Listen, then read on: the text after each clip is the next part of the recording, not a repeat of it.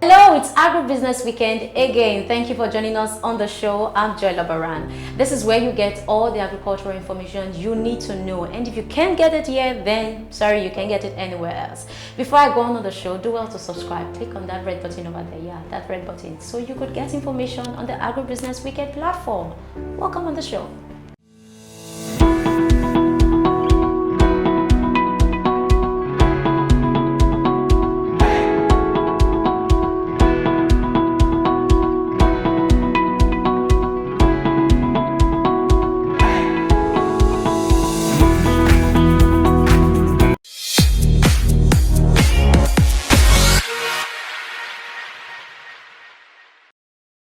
Welcome back. Agro-tourism can provide the demand and support required for food production, which in turn results to economic development. Today we will be looking at eradicating hunger via agro-tourism. On set with me is the agri-tourism expert for High Souls Farm, Adetosoye Oluwaseun. Thank you very much for being on set with me, ma'am. Thank you, Joy. And you're welcome on the show. Thank you for having me. You look good, I must confess. Thank you. All right, so let's get talking. Traveling, touring from one state to another, from one country to another, how's the experience like? Very interesting. Okay. You know, you get to meet people from other cultures, especially, get to know a little bit about them. Okay. And then get to know their way of life, apart from agricultural aspects that we are focused on. Okay. At least you get to meet people from other countries. For example, a regular farm that we visit from time to time is out, even though it's owned by Nigerian. Okay. It's outside Nigeria, somewhere in not too far from us, in West Africa, Benin Republic to be precise. You know, you get to know whenever we visit that farm. I look at the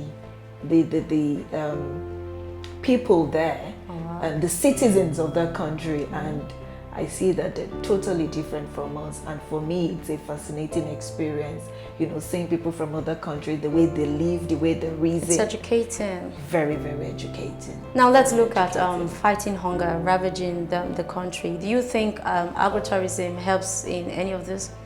Yes, it does, but to be honest, we are not there yet when it comes to agro-tourism. Okay. Because in other climes, for example, when you go to Europe, for example, agro-tourism is basically for leisure, for leisure purposes. Okay. But we started it for educational purposes, so that, you know, people that would like to go into agriculture, they would, for me, they need to visit other farms, see, learn, and then from there, they'll be able to implement. All right. And so if we have more farmers that, more people coming into agriculture, and then aside farming, they also introduce tourism into it. Okay. It will definitely boost the agricultural sector, you mean? Yes, the agricultural sector. Okay. What I'm saying is when you have people coming into agriculture, and aside the farming aspect, they also introduce agro-tourism on their farms. Okay. So which means people, members of the public, can actually come in, relax over a weekend on the farm, eat fresh food, you know. It boosts the economy. Yeah. It even helps the farmer as well. Okay. So aside you making money from agricultural produce, you know, you can also make extra money from the tourism aspect, and that is the whole idea. Now let's look at tourism as tourism is part of the sectors in the economy, like the tourism sector. Now, what is the role of tourism to economic development? Tourism generally, or I should face agro. Yeah, tourism generally. Of course, tourism generally, you know, there's a particular country we all love to visit in the Middle East.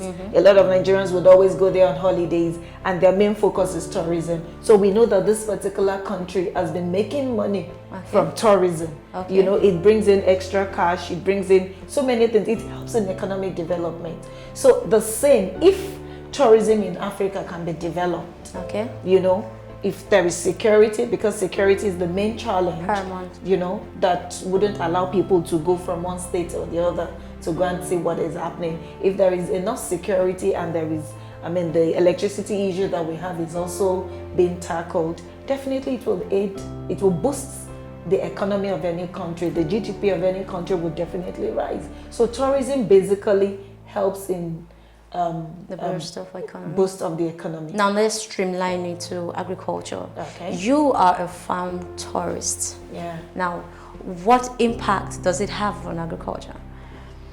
You know, I explained earlier that when we have people, especially the so-called elites coming into farming, okay, and you decide to come into agriculture, for me, I would advise, if you're going into agriculture, why don't you also look at the tourism aspect? So you model your farm in such a way that you give something interesting to people that they would look forward to, and then you have apartments, you have accommodation on the farm that people can come in, spend the weekend there, you know, live the life of the city, go into the... Right there on the farm. Yes, right there on the farm. That's the whole essence of tourism, of agro-tourism. Wow. So I would like to visit the farm, sleep on the farm. You know, the air on the farm will definitely be different. And then eat fresh food. I know the rice I'm eating is just directly from the farm. Directly from the farm. The fish I'm taking is direct, they just harvested it. It hasn't gone through the process of waiting the middleman before then it gets to the city and everything. So, you know, it helps. So when people that are coming into agriculture, they think of, okay, we can also add tourism to it. It will definitely help the farmer as well as the economy of the country. All right, our guests have been wonderful today, but right now we have to take on a short break, so don't touch that down.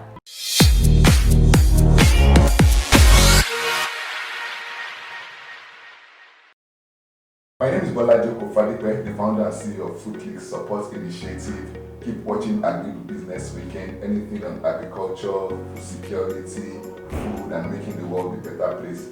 Thank you.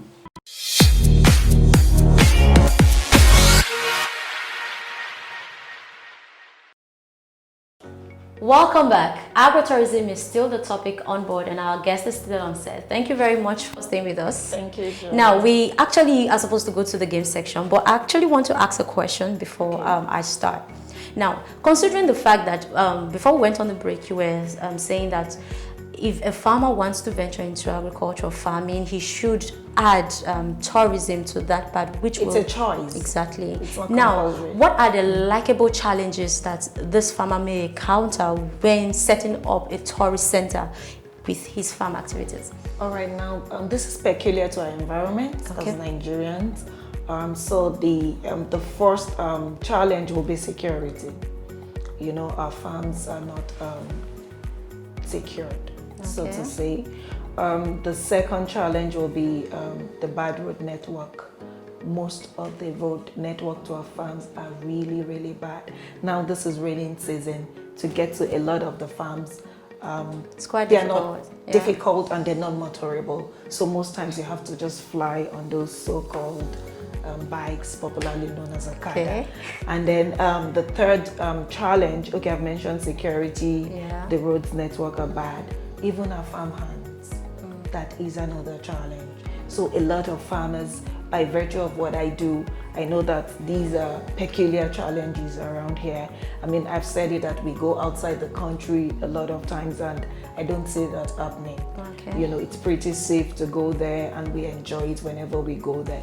But going to farms within Nigeria, a lot of the farmers will tell you, oh, I need farm hands, I need farm hands, I need farm hands. So those are the three main challenges. So are there possible ways that these challenges can be managed just to help our farmers, viewers out there?